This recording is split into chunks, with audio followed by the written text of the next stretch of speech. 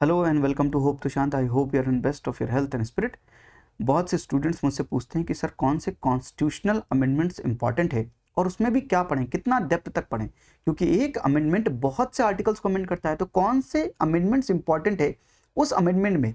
I hope you getting my point. तो मैंने सोचा कि एक वीडियो बनाता हूँ जहाँ पर ऑल इंपॉर्टेंट कॉन्स्टिट्यूशनल अमेंडमेंट्स बताता हूँ और साथ में ये भी बताऊँगा कि कितना उसमें पढ़ना है। और ये कैसे बताऊंगा? Based on previous year questions and the current affairs. तो current affairs and previous year questions में कौन सा अमेंडमेंट्स पूछा है और उसमें भी ऑप्शंस में कौन सा अमेंडमेंट्स हैं और फिर वो क्या पूछना चाहता है, किस टाइप से सवाल फ्रेम करता है, एग्जामिनर को माइंडसेट को समझकर मैंने ये लिस्ट आपके लिए तैयार की है। ये कॉन्स्टिट्यूशनल अमेंडमेंट्स आप पढ़ लीजिएगा, इतना पढ़ लेंगे तो आपको ये प्री में भी बहुत मदद करेगा और मेंस में भी आपको बहुत मदद करेगा। तो क्या यूपीएससी का एग्जामिनर अमेंडमेंट में इंटरेस्ट लेता है? बिल्कुल लेता है। क्या उसने सवाल पूछ रखे हैं? बिल्कुल पूछ रखे हैं। सही से पढ़िएगा क्योंकि लैंग्वेज भी आपको समझनी है, तब आप ये समझ पाएंगे कि जो मैंने आपके लिए प्रिपेयर किया है वो कितना रेलिवेंट है एग्जाम के पर्सपेक्टिव से। बिकॉज इट इज़ वेरी एकदम एग्जामिनर के हिसाब से बनाया है, कुछ एक्स्ट्रा नहीं लिखा, जितनी ज़रूरत है उतना ही लिखा है ताकि आप समझ भी पाएं और एग्जामिनेशन में आपको काम भी आए। The 44th Amendment to the Constitution of India introduced an article placing the election of the Prime Minister beyond the judicial review. Introduce an article placing the election of the Prime Minister. Language देखिए. And the Supreme Court of India struck down the 99th Amendment to the Constitution of India as being a violative of the independence of the judiciary. इस तरह का सवाल frame किया। इसका answer मुझे बता दो भैया, पार्टिसिपेट कर लो। आप लोग पार्टिसिपेट नहीं करते हैं, इसलिए जो मैं क्वेश्चन आंसर की सीरीज चला रहा था जहाँ पर मैं अपने हाथ से क्वेश्चन फ्रेम करता था, अच्छे क्वेश्चन फ्रेम करता था, वो मॉक वाले क्वेश्चंस नहीं थे, वो प्रीवियस ईयर क्वेश्चंस को करंट अफेयर में ध्यान में रखते हुए, थीम्स को ध्यान में रखते हुए मैं क्वेश्चंस आपके लिए फ्रेम करता था। पर आपने पार्टिसिपेट नहीं किया तो मैंने बंद कर दिया। भाई ये सीरीज जो मैं चलाता हूँ, जो भी मैं आपके लिए करता हूँ यूट्यूब पर, यह आपके लिए। पार्टिसिपेट नहीं करेंगे तो बंद कर दूंगा। तो आप पार्टिसिपेशन अपना दिखाइए, ये बताइए मुझे इसका जवाब क्या है, यही आपका पार्टिसिपेशन है। तो आप टाइम स्टैम्प के हिसाब से इसका आंसर बता दो या 2019 के आंसर लिख दो कि आंसर क्या है, ABCD, मैं समझ लूंगा कि आप आंसर दे रहे हैं। पार्टिसिपेट जरूर कीजिए, ये आपके लिए है। तो इसका आंसर क्या? यूपीएससी एग्जामिनर क्या अमेंडमेंट्स में इंटरेस्ट लेता है? जी हाँ, 44th 99th। आइए दूसरा सवाल देखते हैं। Which principles among the following was added to the DPSP by the 42nd amendment to the Constitution? Again 42nd से सवाल पूछ रहा है, इसका आंसर क्या होगा? जरा कमेंट बॉक्स में बताइएगा इसका आंसर क्या है। एक बार पॉज करके इसको पढ़ लीजिए और इसका आंसर बताइए। क्या यूपीएससी ने 2023 में भी सवाल पूछा? जी हाँ, तभी तो मैं आपके लिए कॉन्स्टिट्यूशनल अमेंडमेंट्स और ये वीडियो बनाकर लेकर आ रहा हूँ। अगर रेलिवेंट नहीं होता, I am the last person who will make this. In India, which one of the following constitutional amendment was widely believed to be enacted to overcome the judicial interpretations of the fundamental rights? First Amendment, 42nd, 44th, 86। UPSC ने ये सवाल हटा तो दिया है, पर इससे ये जरूर समझ में आता है कि उसका एग्जामिनर का माइंडसेट यहीं पर अटका हुआ है। वो अमेंडमेंट में इंटरेस्ट ले रहा है और वो आगे चल के 2024 में भी अमेंडमेंट से सवाल पूछेगा। अब पूछ लेगा तो फिर मैं कहूँगा कि देखो पूछ लिया, फिर आप कहेंगे सर क्लेम कर रहे हैं। अरे क्लेम नहीं कर रहा, मैं अभी से आपको बता रहा हूँ कि आपके भले के लिए कि अगर पूछ ले तो आप तैयार रहिएगा और चीज़ें मैं पढ़ाने की भी आपको कोशिश कर रहा हूँ। यूपीएससी के CSE सिविल सर्विसेज एग्जामिनेशन में तो इंटरेस्ट लेता है, कि CDS में भी इंटरेस्ट लेता है? आइए देखते हैं।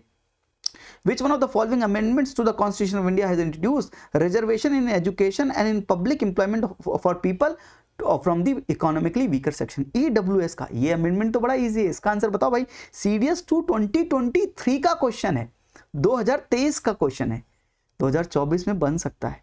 Which of the following was eliminated by the 44th Amendment Act of the Parliament? भाई क्या है इसका आंसर? ये भी बहुत इजी है, जल्दी बताओ कौन सा एलिमिनेट हुआ था 44th अमेंडमेंट से? प्रॉपर्टी है क्या? जल्दी बता दो। CDS 1 2021 का सवाल है, टाइम स्टैम्प के हिसाब से लिख दो या 2021 का CDS का आंसर ये, ऐसे आप पार्टिसिपेट कर लो, मैं समझ जाऊंगा आप पार्टिसिपेट कर रहे हो। एंड नेक्स्ट, क्या सवाल अमेंडमेंट के ऊपर पूछता है? क्या अमेंडमेंट आर्टिकल 368 के ऊपर भी सवाल फ्रेम करता है? जी हाँ। तो यूपीएससी का एग्जामिनर CDS हो चाहे यूपीएससी का सिविल सर्विस एग्जामिनेशन हो, क्या इंटरेस्ट लेता है? ये रहा पहला रैशनल जो मैं आपको दिखाकर ये बोलने वाला हूं कि हाँ कॉन्स्टिट्यूशनल अमेंडमेंट्स पढ़कर जाना चाहिए 2024 के लिए, और क्या पढ़ना चाहिए वो मैं पढ़ाने वाला हूं। आई बात समझ में? एकदम क्लियर है? Yes, understood. तो ये प्रिपेयर करके लाया हूं मैं आपके लिए। इसमें जो इंपॉर्टेंट अमेंडमेंट्स है वो लेकर आया हूँ, प्रीवियस ईयर क्वेश्चंस का लिंक भी लेकर आया हूँ, और क्या पढ़ना चाहिए वो भी मैं आपके लिए बनाकर लेकर आया हूँ।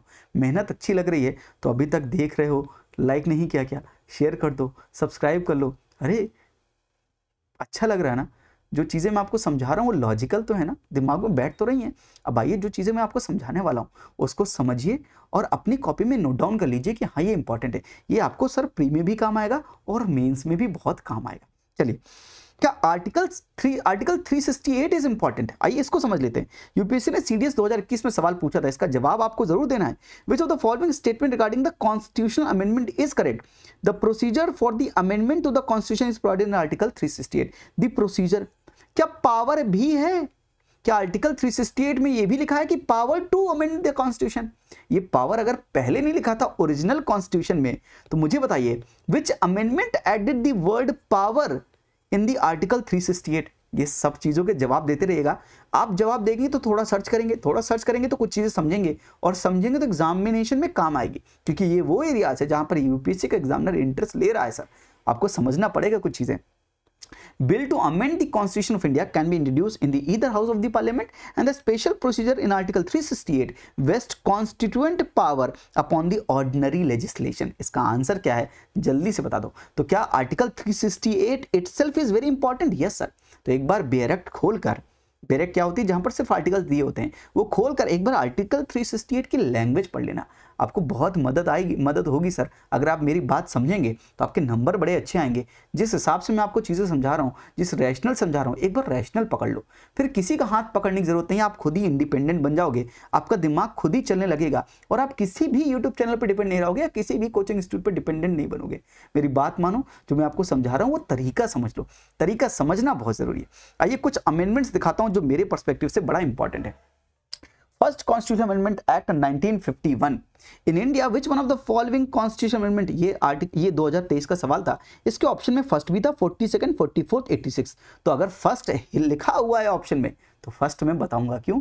एग्जामिनर का इंटरेस्ट है, ये रिमूव जरूर कर दिया because of the vagueness of the questions, but यहां पर एग्जामिनर दोबारा सवाल फ्रेम कर सकता है। तो फर्स्ट में क्या क्या? फर्स्ट अमेंडमेंट ने अमेंड किया आर्टिकल 15, 19, 85, 87, 174, 176, 341, 342, 372, 376। अब ये आर्टिकल तो आपको आते नहीं होंगे, अगर नहीं आते तो एक बार जाकर चेक कर सकते हो क्या, मेरे लिए चेक कर लेना। लेकिन मैं इनके बारे में आपको बताऊंगा आगे, ऐसा नहीं कि मैं बिना बताए छोड़ दूंगा, बिल्कुल बताऊंगा। और इस अमेंडमेंट ने आर्टिकल्स इंसर्ट भी किया, 31A and 31B has been inserted and it added the 9th schedule also. इसने आर्टिकल 15 क्लॉज 4 ऐड किया, जो कि 15 क्लॉज 1 का वायलेशन था। क्या इसको चैलेंज, क्या first constitutional amendment act challenge किया गया था? किसने चैलेंज किया था? उस केस का नाम क्या था? कि शंकरी प्रसाद था क्या केस का नाम? मुझे जल्दी बताओ कमेंट बॉक्स में, पार्टिसिपेट करो, मजा आएगा आपको भी, आपका भी थोड़ा रिवीजन होगा, जिसे मैं कहता हूं recall practice. The amendment empowered the state to implement the special measure to uplift the socially and the educationally underprivileged classes। ये ऐड हुआ था। तो 15 का डिस्क्रिमिनेशन है based on religion, race, caste, sex, place of birth only. क्या इनके based पर discriminate नहीं कर सकते हैं? तो 15 क्लॉज 4 कैसे 15 क्लॉज 1 का वायलेशन है, ये भी समझिए, स्टैटिक में जाकर थोड़ा सा ढूंढिए। तो फर्स्ट अमेंडमेंट ने आर्टिकल 15 क्लॉज 4 को ऐड किया। आर्टिकल 19 में भी कुछ चीजें अमेंड किए। उसने क्या ऐड किया? 3 additional ground for restricting freedom, reasonable restrictions. UPSC 19 clause 1 से बहुत सवाल पूछ लिया, अब रिस्ट्रिक्शंस के ऊपर पूछेगा सवाल, रीजनेबल रिस्ट्रिक्शन के ऊपर तैयार हो जाइए।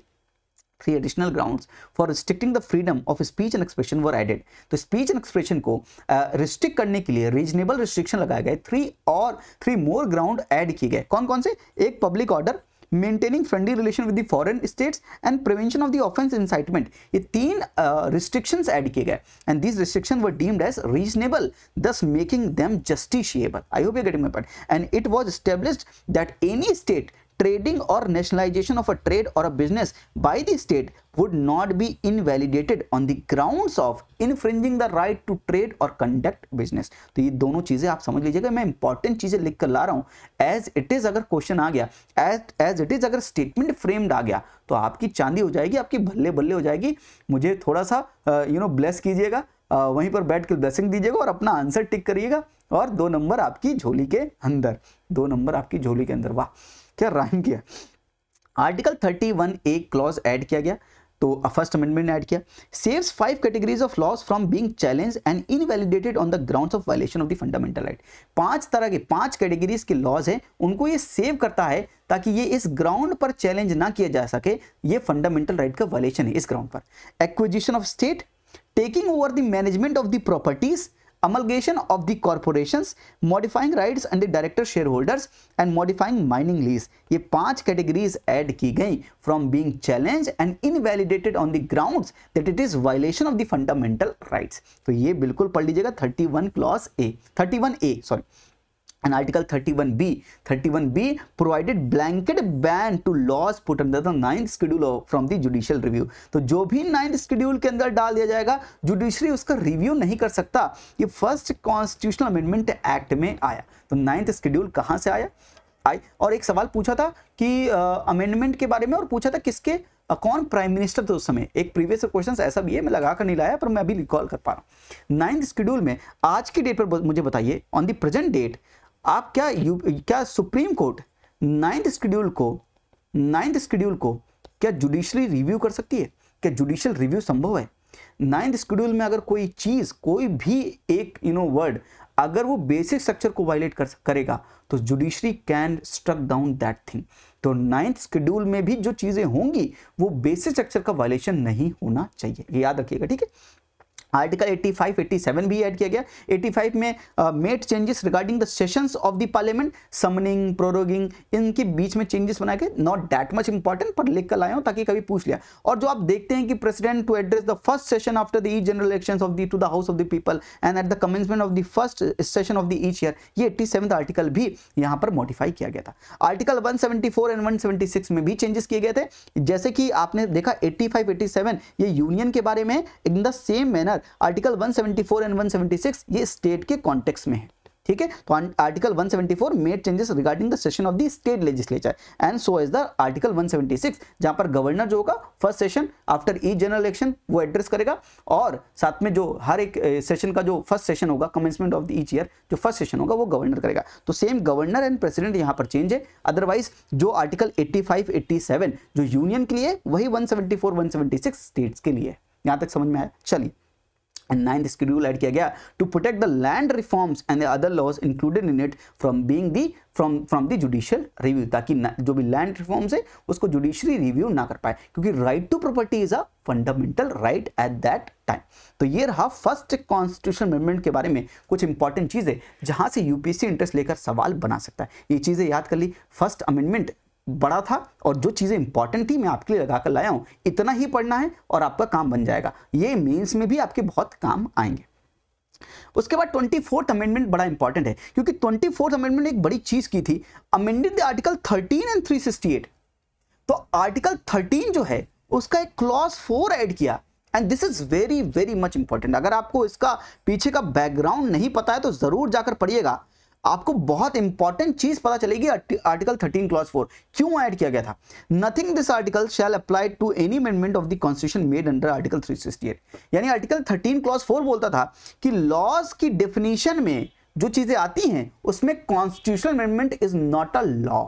अगर लॉ होगा वो फंडामेंटल, अगर कॉन्स्टिट्यूशन को आपने अमेंड किया और जिसकी वजह से फंडामेंटल राइट को वायलेट किया, तो अगर कॉन्स्टिट्यूशनल अमेंडमेंट लॉ है तो कोई भी लॉ वायलेट नहीं कर सकता, क्योंकि 13 में लिखा है। इसलिए आर्टिकल 13 क्लॉज 4 ऐड किया गया कि लॉ ही नहीं मानेंगे कॉन्स्टिट्यूशनल अमेंडमेंट को। अगर मेरी बातें चाइनीज लग रही हैं, मतलब आपने इस टॉपिक को ढंग से नहीं पढ़ा, जाकर पढ़ लेना, आपका काम हो जाएगा।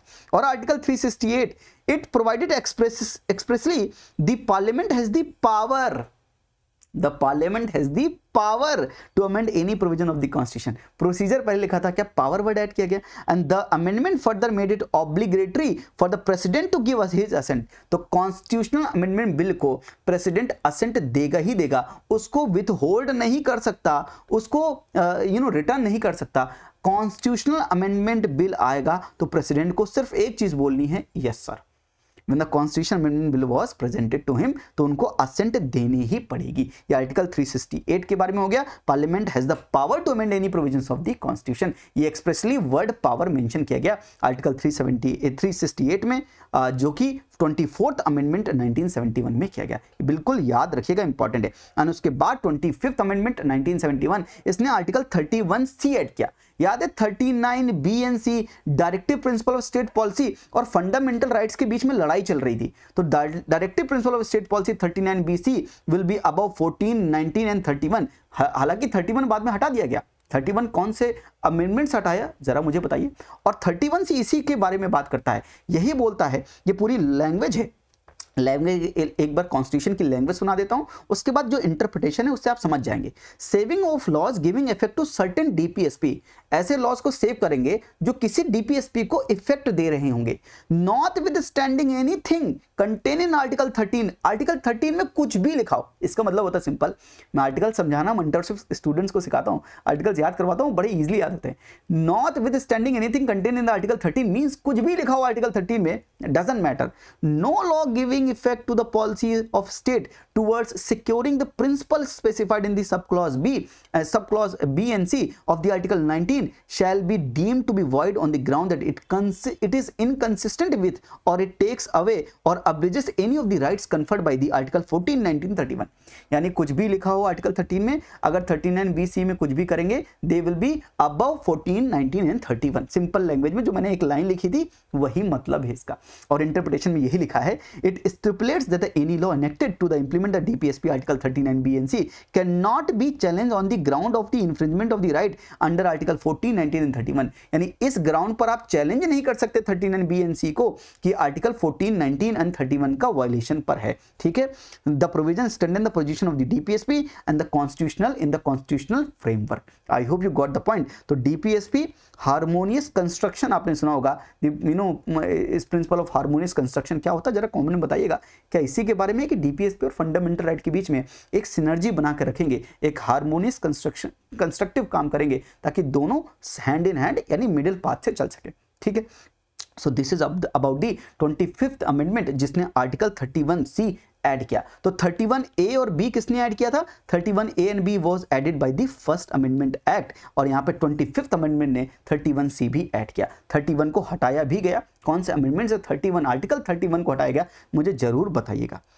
Next amendment is 42nd amendment 1976, very very very important amendment, और सवाल भी पूछा जा चुका है कि डीपीएसपी में कौन सी चीजें हैं जिसको 42nd अमेंडमेंट से अमेंड किया गया था। तो ऐसे सवाल पूछता है, 42nd अमेंडमेंट बहुत इंपॉर्टेंट है। आइए इसमें जो चीजें इंपॉर्टेंट है वो मैं आपको समझाता हूं।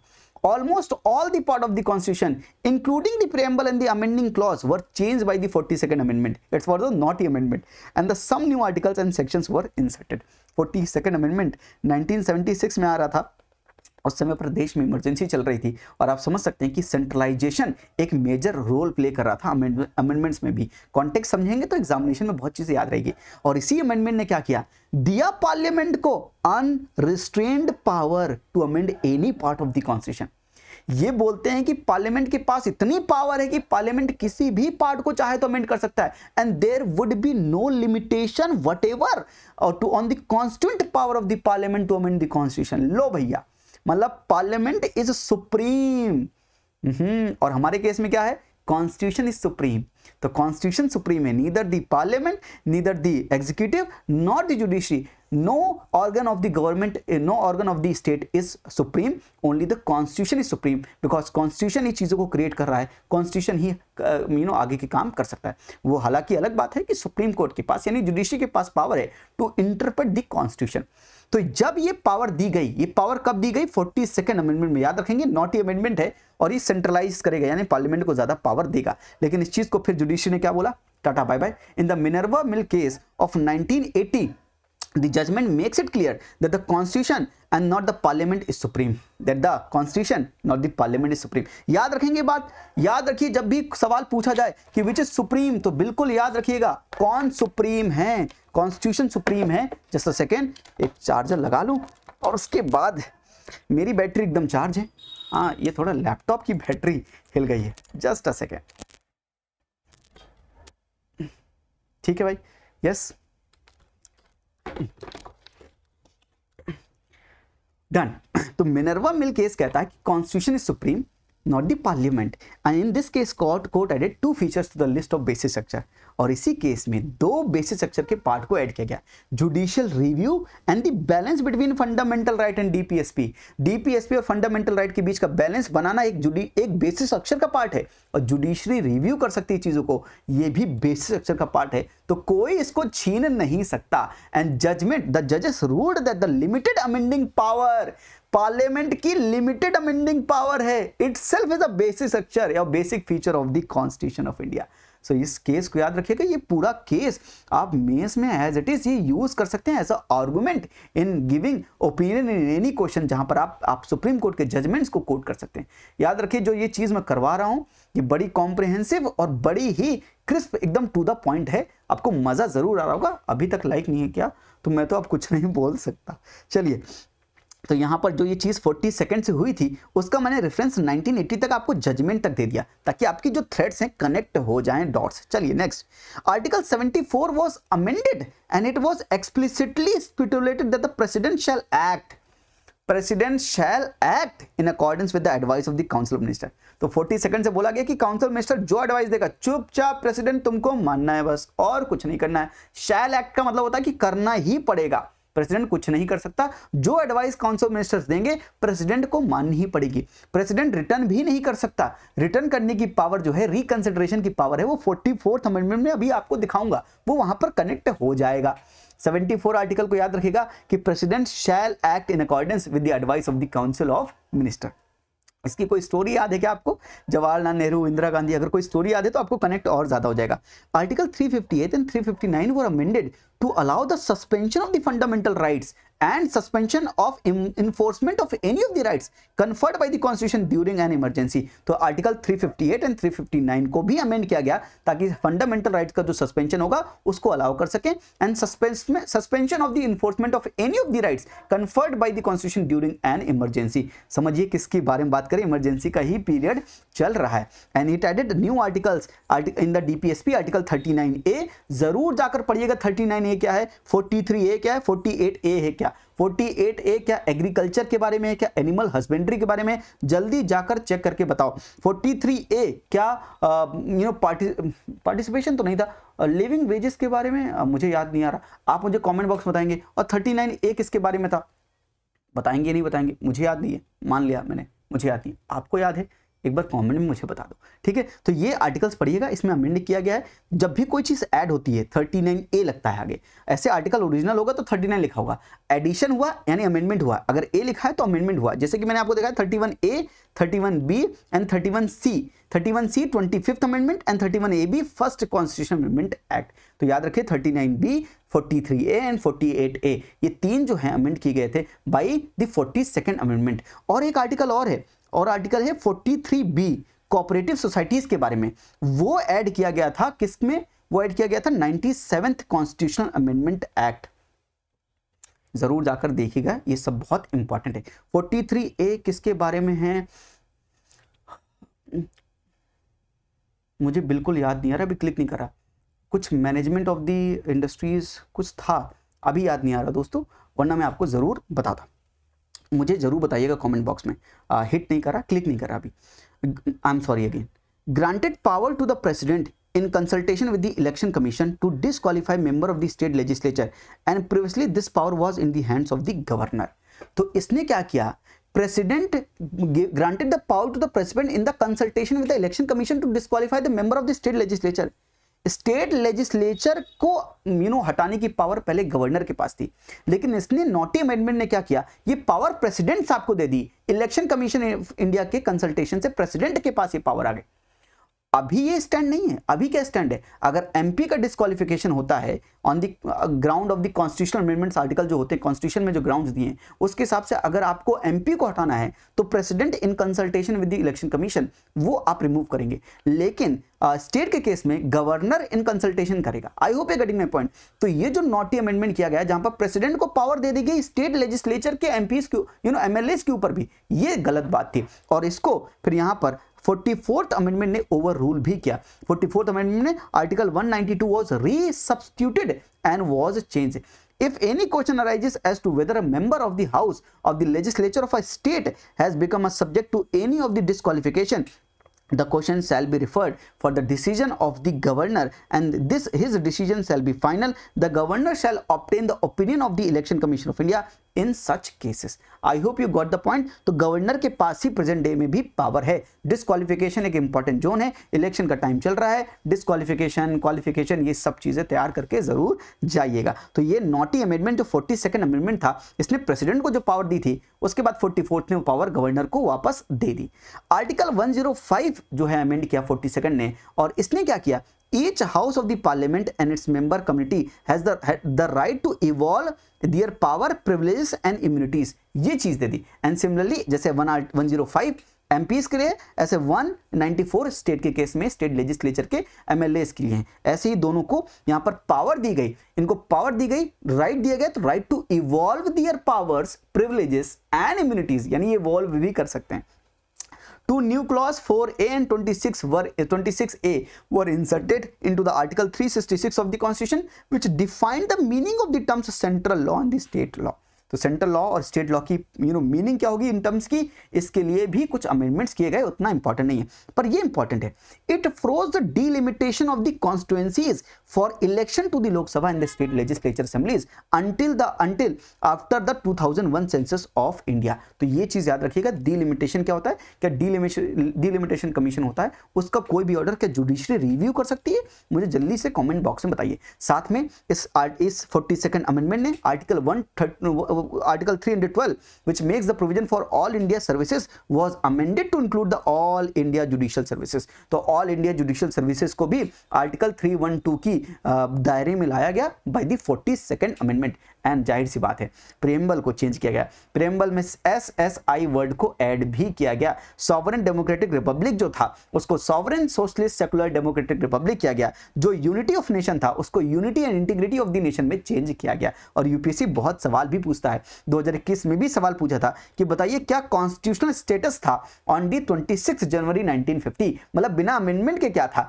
तो अमेंडमेंट के क्या था, दोनों चीजें आप रिलेट कर सकते हैं। इसका आंसर मुझे बताइएगा, आप समझ सकते हैं कि कौन से वर्ड्स ऐड किए गए, तो इसका answer easy.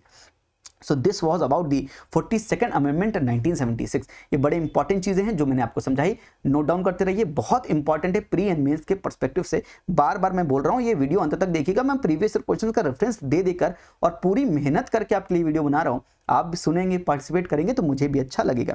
44th amendment 1978, a very very important. CDS 1 2021 में भी सवाल पूछा था 44th अमेंडमेंट से क्या हुआ, और साथ में 2019 में भी पूछा था 44th अमेंडमेंट से। ये दोनों ही प्रीवियस क्वेश्चंस मैंने आपको दिखाए हैं, इसीलिए मैंने 44th अमेंडमेंट चुना है आपको पढ़ाने के लिए और बताने के लिए कि क्या क्या इसमें इंपॉर्टेंट चीजें की गई थी। It empowered the president to send back once the advice of the cabinet for reconsideration। तो जो 42nd में बोला था president shell act on the advice of the council of minister, यहां पर एक 44th अमेंडमेंट से पावर दी गई कि प्रेसिडेंट साहब एक बार वापस कर दो, रिटर्न कर सकते हो, लेकिन दोबारा अगर आ गया वही सेम चीज तब आपको वो मानना ही पड़ेगा, तब आपको जैसा काउंसिल ऑफ मिनिस्टर कहेगा वैसा ही करना पड़ेगा। And the reconsidered advice is to be binding on the president.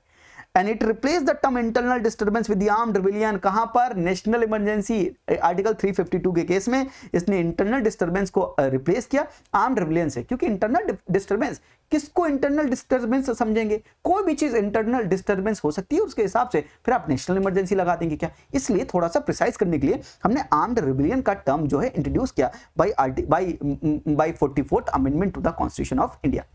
And it made the president to declare the national emergency only on the written recommendation of the cabinet।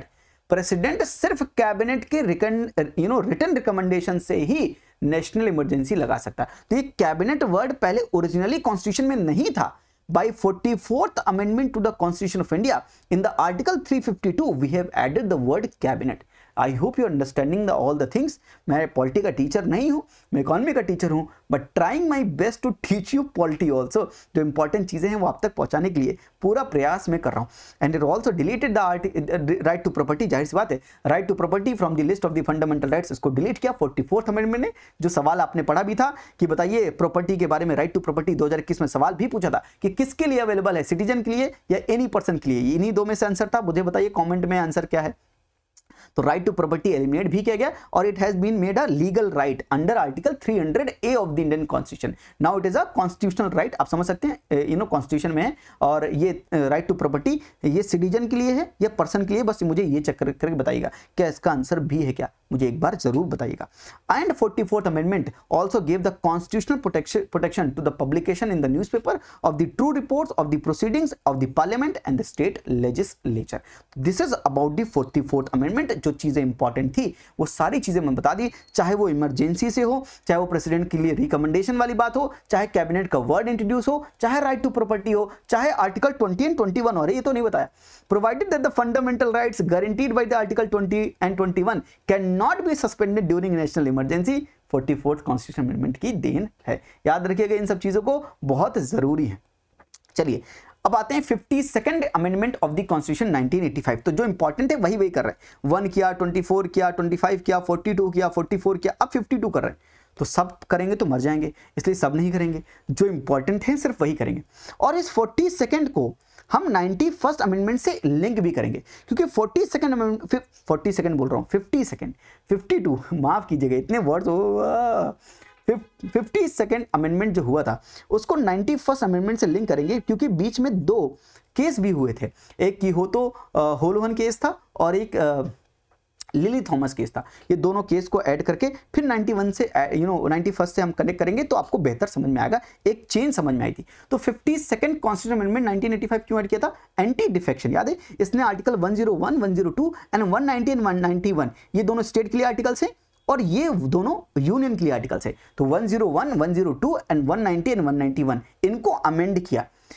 Article 102 और 10 added दी 102 clause 2 को add किया, जहां पर ये लिखा गया A person shall be disqualified for being an MP if disqualified under the 10th schedule। और ऐसे ही 191 में 190 क्लॉज 2 को ऐड करके लिखा गया A person shall be disqualified being MLA और MLC if disqualified under the 10th schedule। और इसीलिए इन्होंने 10th schedule को भी ऐड किया था। तो added the 10th schedule also, जहां पर लिखा था disqualification on the ground of defection। अगर आप डिफेक्ट करेंगे तो आप डिस्क्वालीफाई होंगे।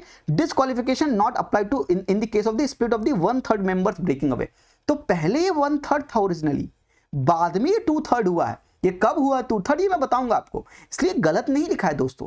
अगर ये पूछेगा कोई कि बताइए 52nd अमेंडमेंट से क्या हुआ था, तो ओरिजिनली यही हुआ था, बाद में अपडेट जब हुआ वो अपडेशन मैं आपको देता हूं। और exemption decision on the disqualification and bar on the jurisdiction of the courts and rules, this is to bar the jurisdiction of the courts and rules, this was added in the 10th schedule. तो ये सब चीजें add की गई by the 52nd amendment. और इसके बाद 2 cases हुए कि हो तो होलोवन केस, जहां पर यह बोला गया, देखिए पढ़िए, the law covering the disqualification of the law makers and the power of the speaker in deciding such matters. तो जो भी 10th शेड्यूल में होगा, जो भी एंटी डिफेक्शन के केस में होगा, उसका डिसीजन कौन लेता है? स्पीकर लेता है। इन केस ऑफ लोकसभा, यस। तो अगर स्पीकर डिसीजन लेता है तो आप क्या कर रहे हैं, यहां पर बोल रहा है become a part of the statute book in 1985 when the 10th schedule in the constitution commonly known as the anti defection laws were adopted. यानी स्पीकर को ज्यादा पावर दे दी, ये लिखा हुआ पहले स्टेटमेंट में। The constitutional challenge to the 10th schedule was made in the supreme court. इसको challenge किया गया। The principal question before the supreme court in the case was whether the powerful role given to speaker violated the doctrine of basic structure. तो इस case में main चीज ये थी कि जो आपने स्पीकर को इतनी पावर दे दी है, ये स्पीकर को जो पावर दी है, क्या ये वायलेट करता है बेसिक स्ट्रक्चर को? ये सवाल पूछा सुप्रीम कोर्ट के पास, और सवाल का जवाब सुप्रीम कोर्ट ने दिया कि supreme court upheld the supreme power discretion available to the speaker in deciding the case of the disqualification of the MLAs और एमपीज। यहाँ पर एमपीज लिख लीजिए, in case of the disqualification of MPs. ये ठीक है, कोई दिक्कत वाली बात नहीं है। तो यहाँ पर अपहेल्ड किया of the supreme power available to the speaker of the Lok Sabha. I hope you got the point, I hope you understood the की हो तो होलोवन केस के बारे में आप समझ गए, ये केस क्यों हुआ और ये स्पीकर की जो पावर है क्या वो बेसिक स्ट्रक्चर को वायलेट करती है, और सुप्रीम कोर्ट कहता है वायलेट नहीं करती है। लेकिन क्या स्पीकर का जो डिसीजन होगा क्या जुडिशरी रिव्यू कर सकती है? मुझे कॉमन में बताइए कि स्पीकर का जो भी डिसीजन होगा एंटी डिफेक्शन के केस में, क्या जुडिशरी कैन रिव्यू और कांट रिव्यू, ये मुझे आप बताएंगे। फिर सेकंड केस हुआ लिली थॉमस वाला केस, अगर क्रिमिनल वाला केस, जहां पर अगर आपको पनिशमेंट मिल गई फॉर मोर देन 2 years और मोर देन 2 years, तो आपको क्या होना पड़ेगा? आपको 6 years के लिए बैन कर दिया जाएगा from the release of the prison, ताकि आप वो कंटेस्ट ना कर पाए election. That was the Lily Thomas case. In the this case revolves around the disqualification of the members of the parliament and the legislature as the case may be. The judgement was delivered by the 2 जज bench consisting of the justice A.K. Patnaik and S.J. Mukhopadhyay in 2013। 2 petitions were filed before the Supreme Court, one by the advocate Lily Thomas and the second by the Lok Prahari, though through its general secretary S.N. Shukla. Both petition dealt with the question of the whether MLAs or MPs should be disqualified after their conviction in a criminal case. And the criminalization of the politics poses a significant threat to the democratic setup, as it is a question of the fairness of the election process.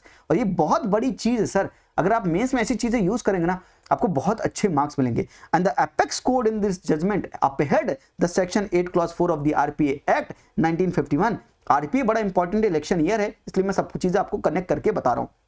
Indeed, ultra vires to the constitutional provision, it also accepted the contention of the petitioner that the ground of the disqualification of the candidate and the member are the same. Thus, Parliament has exceeded its power, introducing Section 8 Clause 4. And the Code further observed that the sitting member who have already benefited from the Section 8 Clause 4 would not be affected by this judgment. However, if any sitting member of the Parliament or the state legislature is convicted under subsection 1, 2, 3 of the Section 8, he shall stand disqualified by the virtue of the judgment.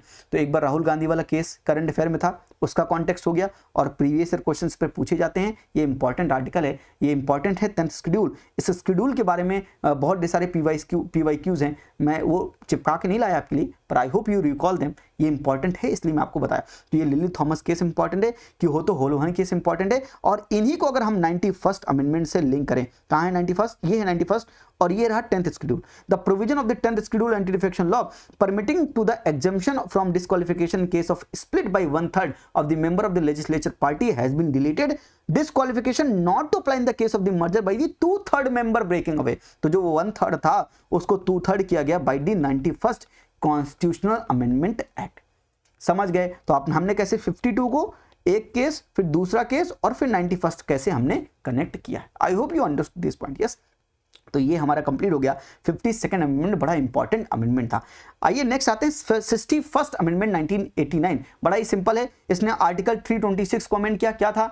Lower the voting age of the election to the Lok Sabha and the legislative assembly from the 21 years to 18 years. 21 साल से घटाकर age हमने 18 साल कर दी by the 61st constitutional amendment. कौन सा article को अमेंड किया? आर्टिकल 326. इलेक्शन ईयर है, मैं आपसे कहूंगा आर्टिकल 324 से 329 एक बार पढ़कर जाना, आपको एग्जामिनेशन में बहुत मदद होगी. देख लेना, जब मदद हो जाएगी तब आप कहोगे सर आपने सही बोला था. 73rd amendment, 30 years of the 73rd and the 74th constitutional amendment act. ये बड़े इंपॉर्टेंट है. इस बार local self government is at most priority. सवाल पूछे जाने की बहुत ज्यादा प्रोबेबिलिटी है, जरूर पढ़कर जाइएगा, छोड़कर मत जाइएगा. बाद में मैं कहूंगा क्लेम करूंगा, फिर आप कहेंगे सर क्लेम करें. क्लेम नहीं कर रहा, अभी से बता रहा हूं, तुम्हारा भला हो जाएगा. क्लेम करना ना करना छोड़ो, ये सब फालतू बातें. ये देखो कि तुम्हें अभी कोई बता रहा और तुम पढ़ोगे नहीं तो दिक्कत वाली बात है. समझ जाओ तो ठीक है, नहीं तो कोई बात नहीं. Inserted the part 9 of the constitution, provisions articles of the Panchayati Raj institutions. Amended article 280 article किसके बारे में? Consolidated fund of state to supplement the resources of the panchayat in the states on the basis of the recommendation of the state finance commission. It added the 11th schedule also, जहां पर contains the provision that specify the powers, authority and responsibility of the panchayat. It has 29 matters. तो 29 subject हैं 11th schedule में, और ये कब add किया गया? सब 73rd अमेंडमेंट 1992. और ऐसे ही 74th constitution amendment 1992, it added the part 9A of the constitution. यहां पर अर्बन लोकल बॉडीज और म्युनिसिपैलिटीज के बारे में बात हो गई. इसने भी अमेंड किया आर्टिकल 280 को, ताकि म्युनिसिपैलिटीज को कंसोलिडेटेड फंड ऑफ स्टेट से कुछ रिसोर्सेज सप्लीमेंट किए जाए. सिंपल सी बात है, स्टेट फाइनेंस कमीशन उसके लिए रिकमेंडेशन देगा. और it added the 12th schedule, जहां पर power, authority, responsibility of the municipalities के लिए कुछ प्रोविजंस बनाए जाएंगे. It contains the certain provisions. और इसके पास कितने मैटर्स है? 18 मैटर्स है. तो 12th में कितने मैटर से? 18. और 11th में कितने मैटर से? 29 मैटर से. तो आप ये याद रखिएगा, 29 मैटर्स, 18 मैटर्स, आर्टिकल 280. इसने 73rd एंड 74th अमेंडमेंट. और ये अमेंडमेंट के बाद जो पूरा पंचायती राज इंस्टीट्यूशन है उसको भी पढ़ लीजिएगा. तो this is all about this amendment. उसके बाद आते हैं 86th अमेंडमेंट. जानते हैं राइट टू एजुकेशन के बारे में. Made elementary education as a fundamental right. The newly added article 21 declares that the state shall provide free and compulsory education to all children of the age of the 6 to 14 years in such manner as the state may determine. क्या ये सिर्फ citizen के लिए है? क्या ये सिर्फ citizen के लिए या सभी कोई भी पर्सन के लिए है? जैसे सवाल प्रॉपर्टी के ऊपर बना था तो एजुकेशन के ऊपर भी बन सकता है. तो क्या ये सभी के लिए है या सिटीजन ऑफ इंडिया के लिए ही ये आर्टिकल है? मुझे कमेंट में आप बताएंगे. ये सब सोचने वाली चीजें, अगर आप थिंक करेंगे तो आप ज्यादा अच्छे मार्क्स पाएंगे. आर्टिकल 45 को भी चेंज किया. अगर आपने 21A ऐड किया है तो 45 को भी चेंज करोगे और ड्यूटीज में भी चेंज करोगे।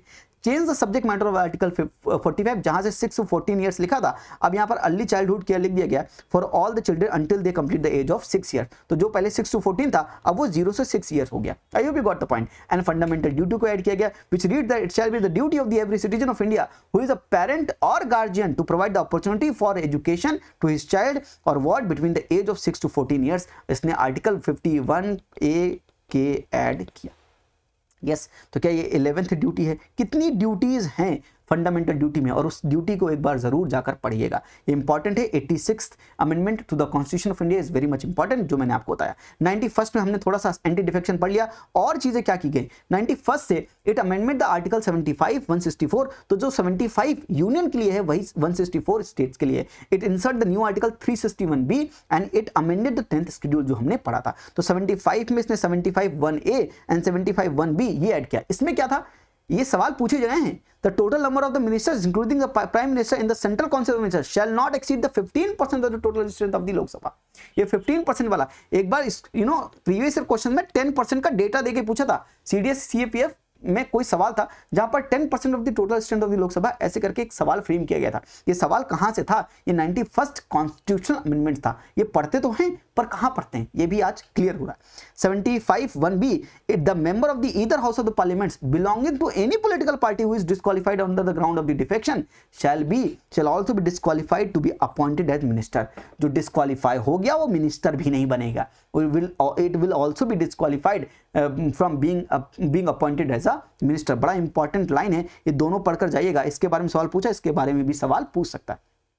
सेम 164 में क्या गया, जो यूनियन के लिए हमने पढ़ा वही स्टेट के लिए 15% of the total strength of the legislative assembly of the state, और यहां पर ही वही सेम चीज बोली गई स्टेट लेजिस्लेटिव असेंबली या काउंसिल के लिए, क्या अगर कोई डिस्क्वालीफाई हुआ है डिफेक्शन में तो उसको भी अपॉइंटमेंट एज अ मिनिस्टर के लिए भी डिस्क्वालीफाइड कर दिया जाएगा। तो जो मैंने आपको बोला 75 आर्टिकल यूनियन के लिए है, वही 164 आर्टिकल स्टेट के लिए है। तो आसान हो जाता है चीजें समझनी। आर्टिकल 361B में ऐड किया गया, disqualification for the appointment on the remunerative political post except where such salary और remuneration paid is compensatory in nature. तो डिस्क्वालीफाई ऐसी पोस्ट से भी कर दिया जाएगा, एक्सेप्ट वेयर सच ये पेड जो है वो कंपनसेटरी नेचर के, उसको छोड़कर बाकी जगह पे disqualification for appointment on the remunerative political post ये कर दिया जाएगा। आर्टिकल 361B ऐसा कहता है, amended by the 91st amendment 2003। Next very amended article is 97th constitution amendment act, जिसने आर्टिकल 19 को अमेंड किया। इसने 43B ऐड किया, जो मैं आपको बता रहा था। इसने पार्ट 9B भी ऐड किया। तो आर्टिकल 19 में it added the word cooperative societies, 19 clause 1 sub clause C, and article 43B promotion of the cooperative societies, and part 9B 43ZH से ZT कोऑपरेटिव सोसाइटीज को 97 से ऐड किया गया। तो वो करंट अफेयर में चल रहा था। अमित शाह जी मिनिस्ट्री एक अलग बनाई गई है, वो सब कुछ करंट अफेयर में था, उसके कॉन्टेक्स्ट में बड़ा इंपॉर्टेंट हो जाता है 97th amendment to the constitution of India. ये चीजें आपको एकदम पता होना चाहिए। वो 43A I think participation of the workers in factories ऐसा था शायद, एक बार देख लेना फिर भी, है ना, चलता रहता दिमाग, याद आ जाता है, शायद याद आ गया। 99th अमेंडमेंट 2014, ये जिसको NJAC बोलते हैं, इसको हमने हटा भी दिया था। तो इसने इस आर्टिकल्स को अमेंड किया था और इन सबको हटा दिया गया, तो अब पढ़ने की जरूरत नहीं है। तो ये मैं बना के लाया था ऐसे काटने के लिए, ठीक है। तो 99th अमेंडमेंट NJAC के बारे में था, जहां पर जुडिशरी की जो इंडिपेंडेंस है, अपॉइंटमेंट, वो छीना जा रहा था, आप समझ सकते हैं।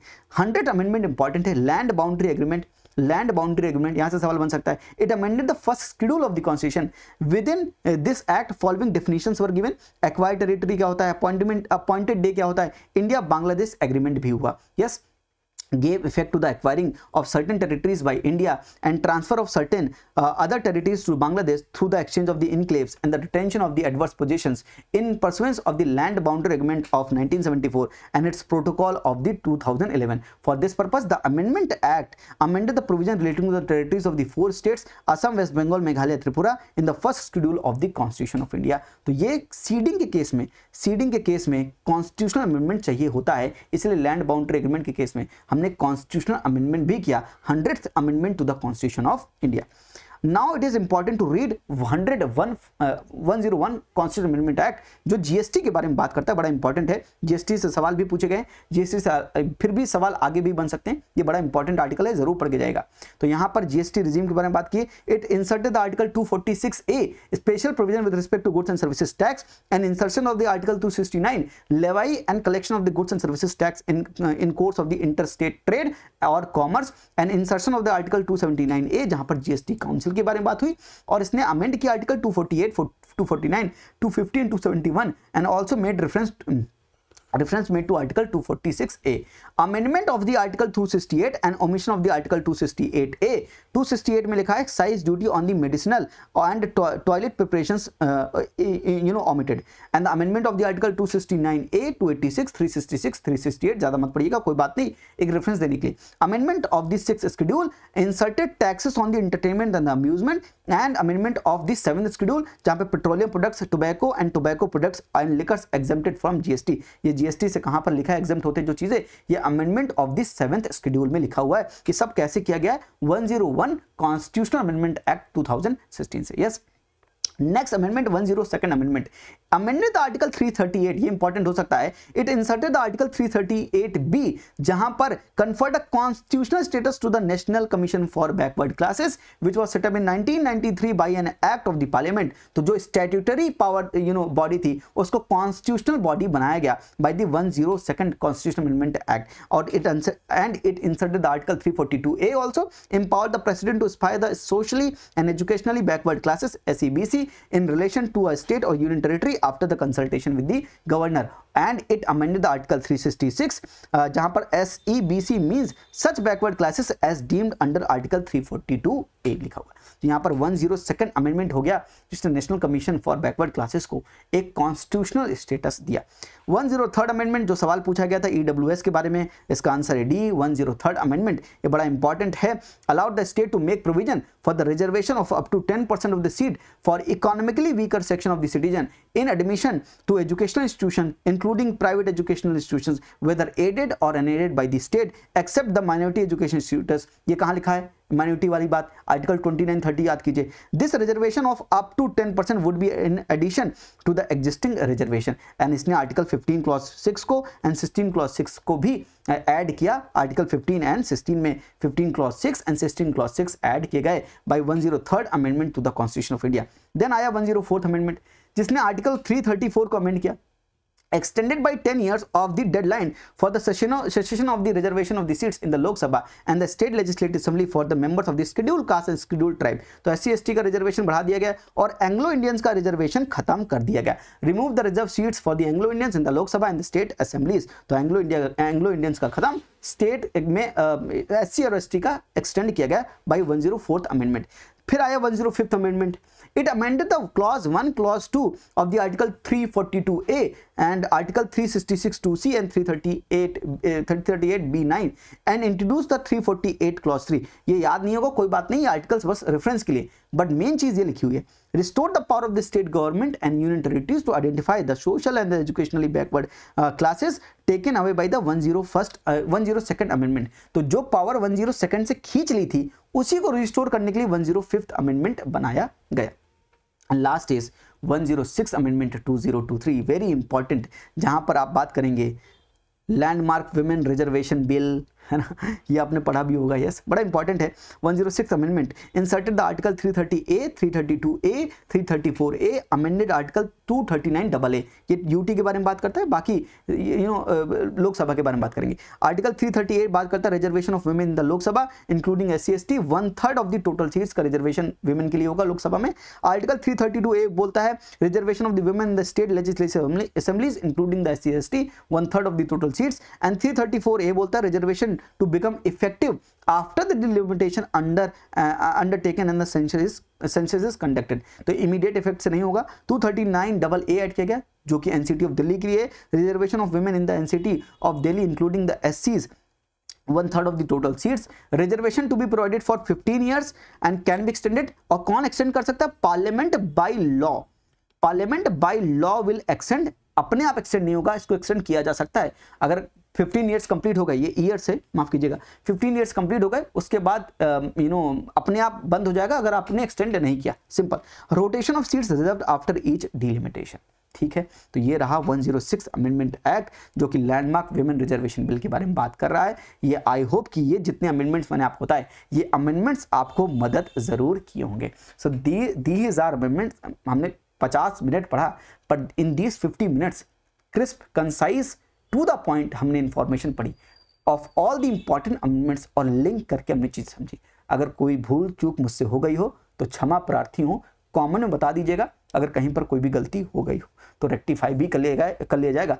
पर to my opinion I have done my best to give you the right information. जितना हो सका मैंने सब कुछ आपको जो बताया है एकदम चेक करके क्रॉस चेक किया कई सोर्सेस से, और फिर मैंने आपको जो चीज़ें बताई हैं कंसाइज मैनर में, जो इंपॉर्टेंट है एग्जामिनर के पर्सपेक्टिव से, वो चीज़ें बताई हैं। अगर वीडियो अच्छी लगी हो तो लाइक कर सकते हैं, सब्सक्राइब कर सकते हैं, शेयर ज़रूर करिएगा। थैंक यू, नमस्ते, जय हिंद।